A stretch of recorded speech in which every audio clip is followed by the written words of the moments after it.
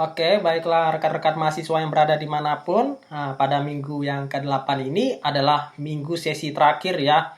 Nah, pada minggu ini kita pada mata kuliah dasar-dasar ilmu tanah membahas tentang erosi tanah ya. Erosi tanah, ada proses, jenis, dan dampaknya ya. Nah, ada juga degradasi tanah, degradasi lahan yang ada di Indonesia, dan apa saja yang terjadi pada pencemaran lahan ya seperti itu. Nah, untuk tanah sendiri dikatakan bahwa tanah itu merupakan unsur dari bumi ya, unsur dari bumi yang memberikan peran penting bagi kehidupan makhluk hidup ya. Nah, seperti itu ya. Nah, tanah sendiri memiliki beberapa jenis tanah ya, memiliki beberapa jenis-jenis tanah yang dapat menyebabkan erosi tanah yang dapat merugikan makhluk hidup serta dapat menyebabkan banyak kerusakan bagi lingkungan sekitar ya.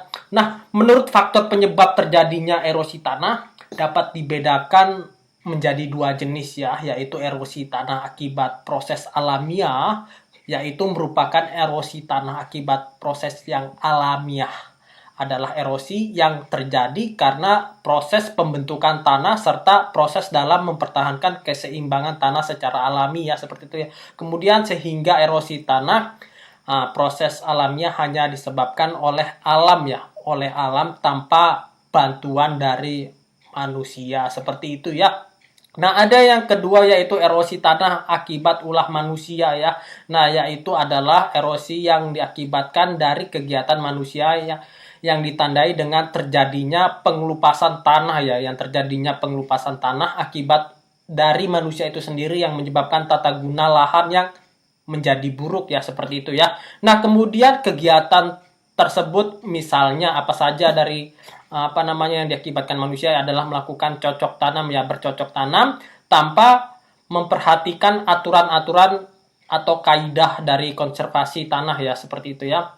Nah, konservasi tanah tadi ada kaidahnya ya, serta kegiatan pembangunan juga dapat menyebabkan fisik tanah menjadi rusak ya. Jadi ada pembangunan-pembangunan seperti industri yang ada di daerah-daerah seperti itu ya, dapat menyebabkan fisik tanah itu menjadi rusak ya seperti itu ya, alih fungsi lahan ya. Kemudian ada juga sumber penting dari kegiatan-kegiatan limbah ya seperti itu ya. Ada yang dikatakan limbah padat dan cair ya. Dalam daftar sumber pencemaran tanah sendiri kita akan mempelajari tentang limbah padat dan cair ya. Seperti apa? Tentu saja ada salah satu komponen utama yang banyak berpengaruh ya.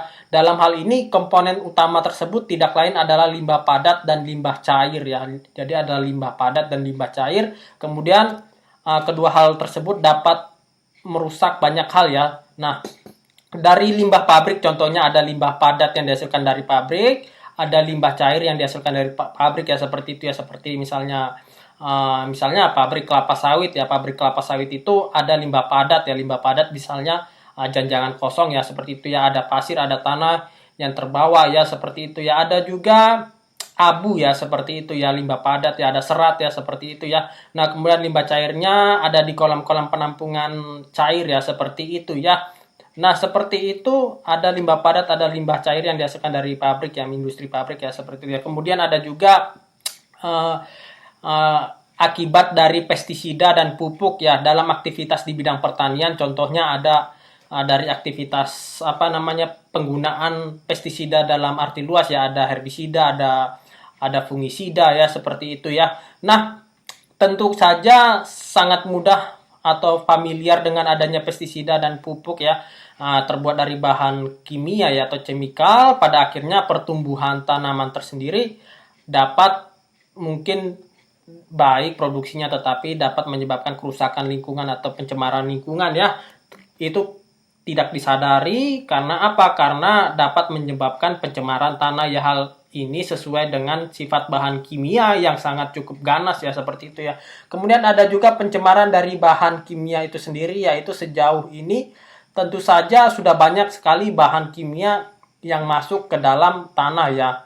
Jadi ada bahan-bahan kimia yang dihasilkan banyak kegiatan manusia yang dapat menyebabkan pencemaran tanah ya, seperti itu ya. Bisa juga dari misalnya yang banyak kasus minyak ya, pengeboran minyak hingga terjadinya kebocoran ya, seperti itu ya. Kerusakan lingkungan akibat dari kebocoran minyak ya di lahan ya, misalnya ada pengeboran minyak ilegal di lahan-lahan masyarakat yang menyebabkan kerusakan lingkungan tanah-tanah yang di sekitar pengeboran tersebut menjadi rusak ya, seperti itu ya. Kemudian dalam membersihkan bahan kimia yang rusak, baik akibat kimia-kimia yang berbahaya, itu perlu dilakukan ekstra hati-hati ya. Hal ini karena banyak bahan kimia yang masuk daftar hitam ya, seperti itu ya. Nah, buat teman-teman mohon untuk membaca materi-materi yang ada selanjutnya, ada di link di bawah ya. Mohon di-download, dipelajari, kemudian mengisi ruang diskusi dan menjawab pertanyaan ya, seperti itu, dan mengerjakan tugas. Oke, sekian, terima kasih untuk pertemuan hari ini. Saya harap semuanya tetap semangat ya. Oke.